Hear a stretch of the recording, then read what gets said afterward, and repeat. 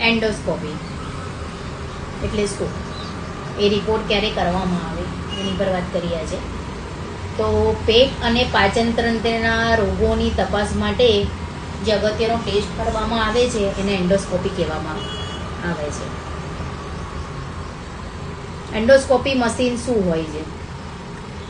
એક લાંબી, પાતળી અને વળી શકે તેવી એક નળી હોય છે જેના આગળના ભાગમાં એક નાનકડી લાઇટ હોય છે અને કેમેરો લગાવેલો હોય છે.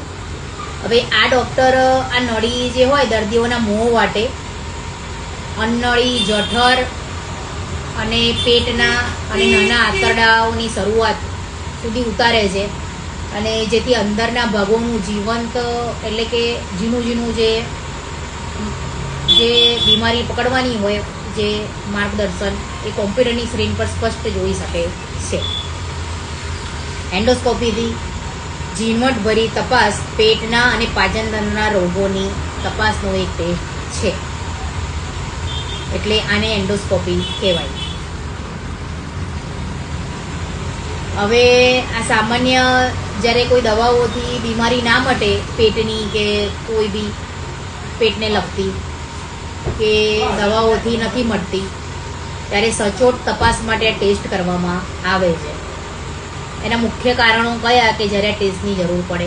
જો પેટમાં સખત તમને બળતરા હોય, દુખાવો હોય, વારંવાર એસિડિટી થતી હોય, તો પછી પેટ કે અન્નળીમાં ચાંદા પડવાની શક્યતા હોય, ખોરાક ગળવામાં તકલીફ પડે અથવા ઉબકા ઉલટી આવે કે પછી ઉલટીમાં લોહી આવે, પછી અંદર કોઈ ગાંઠ થવાની આપણને શક્યતા હોય કે ગાંઠ થઈ છે પેટની અંદર, તો આ એન્ડોસ્કોપીથી જાણવા મળે કે શું છે પેટની તપાસ ઝીણવટભરી અને પાચનતંત્રની.